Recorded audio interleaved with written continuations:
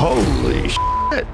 He said what? Did Buckingham Palace or Prince William set a trap for Prince Harry and Meghan Markle, and were they gullible enough to fall into it? Again, I have to be careful what I say, but that I won't be able to show, my children my home. By now it's almost comical. Once praised as the new contemporary faces of royalty, Meghan and Harry have now succeeded in making themselves into worldwide jokes. Being in the UK, my new home, is such a pleasure. What? They claimed to seek privacy as they left the castle.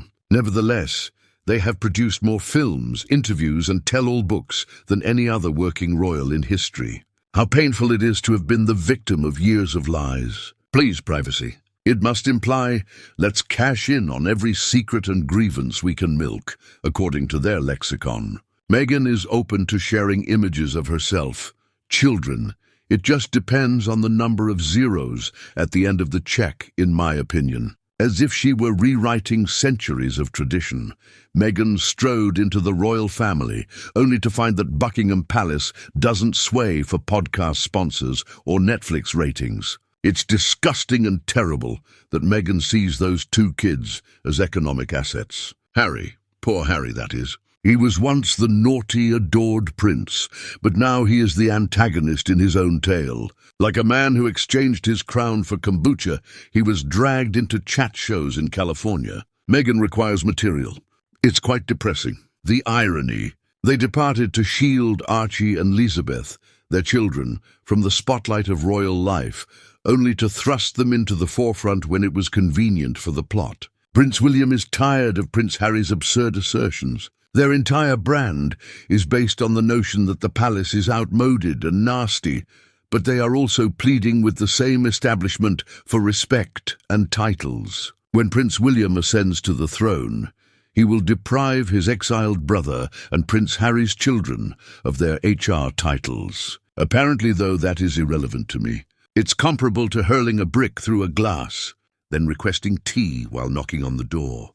Not to mention the ongoing contradictions. One moment, Meghan is sobbing over the hardships of royal life, and the next, she's wearing couture and posturing as a worldwide humanitarian icon. While revealing all of his ancestors' dark secrets to the highest bidder, Harry maintains that he is defending the honor of his family. As the spectacle played out, the castle remained silent for years. Trust me, though, what comes next will hurt even more. Now that the hush is broken, and what they've disclosed about Archie and Lilibet goes deeper than any interview Meghan could organize. However, if she hasn't received they couldn't be in the royal line if neither Harry nor her children had been involved. Those small ones must be of royal blood.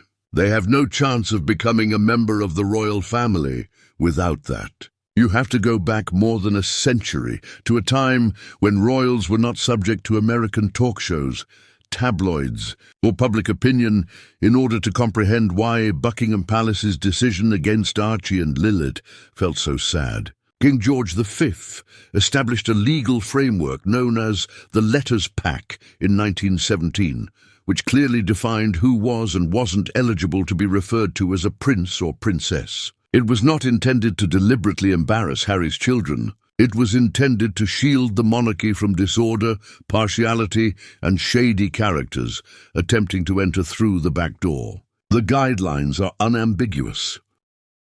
Legitimacy by royal lineage, appropriate birth registration under the Crown's authority, and Church of England-based religious acknowledgement. No Hollywood snags. No Montecito exclusions. Allow us to live our truth. For over a century, the monarchy has remained organized due to the unchangeable law. This is when the brutal reality and Meghan and Harry's reality show collide. With enough PR spin or Netflix specials, they may regain royal titles like bonus points in a game. However, vibrations aren't how the palace runs. It follows a precedent. More important than any tearful interview are those ancient, dusty documents. The palace has stayed cold because of this. Because breaking those norms once would set off a chain reaction that may destroy the entire institution, not because of personal grudges. What if every celebrity, reality TV personality, and distant relative, just because it felt right, a spouse could declare their child a prince or princess? Monarchy is not that. That is anarchy. And whatever of your feelings toward the royal family, one thing is certain. Their currency is order. All Meghan wants is to be an influencer on Instagram. That has always been her desire and her level. The children come next after everything else has been dried up. The children were always on the docket to participate in the image selling and other activities. Harry and Meghan hoped that their famous influence would force Buckingham Palace to change the course of history. Rather, the palace merely served to remind them of a harsh reality. You can't repackage royalty as a brand. Your Spotify deals, your meticulously planned sob stories, or your California mansion are all irrelevant to this system. And that system simply closed the door behind Archie and Lilibet. Do you believe the palace was punishing Meghan and Harry or upholding tradition? Leave your comments below. It should have been the ideal storybook moment when Archie arrived in 2019. And with the kind of pomp that only Britain can produce, a royal baby was born into history, hailed by throngs and featured on front pages. Rather, it swiftly descended into one of the most unusual scandals the monarchy has ever encountered. Everything appeared normal at first. The announcement was made public by the palace. Meghan and Harry grinned for the cameras as the entire globe rejoiced. Then the unexpected event occurred. Inexplicably, Archie's birth certificate was changed. The grand but ambiguous title of Meghan's Royal Highness the Duchess of Sussex took the place of her legal name. No justification, no precedent, and no resemblance to previous royal records. Even Kate and Diana retained their names on official records. Why would you strip Meghan's? Was it her decision, an order from the palace, or a failed attempt to recast Archie's position? A Pandora's box of conjecture was opened by that one odd change. Was the palace pulling away? Was Meghan attempting to hide who she used to be? Most significantly, why would a document as basic as a child's birth certificate become such a significant political document? This wasn't an innocuous administrative error.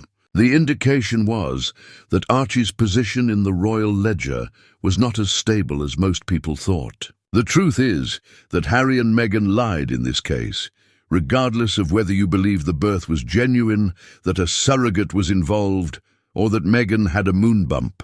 On their behalf, Buckingham Palace told lies. The birth of Prince Archie was completely concealed. The documentation for all previous royal babies was in line with custom. Archie's birth certificate, however, appeared to be an anomaly.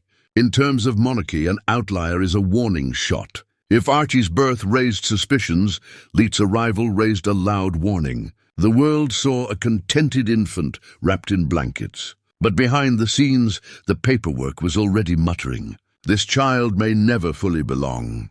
She was born in 2021 in California without the opulent customs of St. Mary's Hospital, official announcements or trumpets. There was a press release from Harry and Meghan's public relations team in California, but no balcony appearance or framed announcement outside Buckingham Palace. That lack of ceremony was shocking for a royal infant. Lilibet received no recognition from the crown, although every royal kid for generations, regardless of how far down the line of succession, received at least some. There was no formal registry in the palace records, no declaration from the Queen, and no indication that her birth had even affected the centuries-old monarchical apparatus. It was more than a simple omission. It was a proclamation.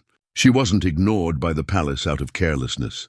Because notoriety has weight, it disregarded her. Recognizing her would have required incorporating her into the structure of regal background, connecting her name to customs that date back hundreds of years. The palace remained silent, indicating its precise position.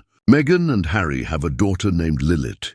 Yes, but in the formal sense, she was not and never would be a royal heir. Other royal newborns were treated as emblems of continuity, which was the most striking contrast imaginable. Although Lilibet's entrance was warmly personal, it was handled as though it were an announcement from an American family, completely divorced from the crown and the nation. That quiet, in royal parlance, was more powerful than any declaration. Historically, a royal baptism has been more compared to a baptism. The child is symbolically bound to the crown and the Church of England. It was a religious ritual that combined legitimacy, tradition, and ceremonial, until the Duchess presents unquestionable evidence that she gave birth to both of the children personally. Pressure is mounting on Buckingham Palace to remove Prince Archie and Princess Light from the UK's royal line of succession. But from the institution's perspective, Leet never really experienced that pivotal moment. Yes, with their own sense of celebration and celebrity pals, Meghan and Harry threw a baptism in California. However, the Church of England never officially documented it, and that omission is extremely significant. The spiritual and ceremonial sources that Crown history relies on do not include Leet's name in the absence of that official acknowledgement. Protocol, not belief, is the issue.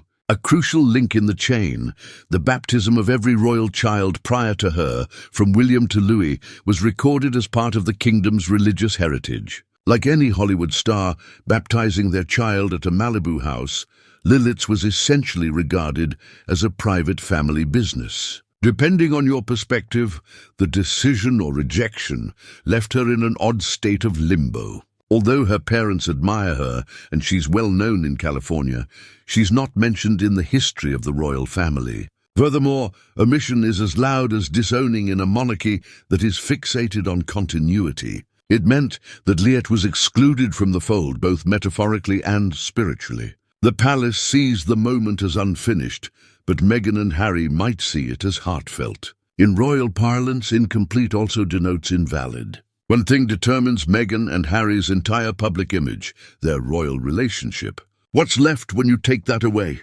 Two former labouring royals attempting to endure in a field that quickly loses relevance. The conflict between personal freedom and palace duty served as the foundation for their billion-dollar business.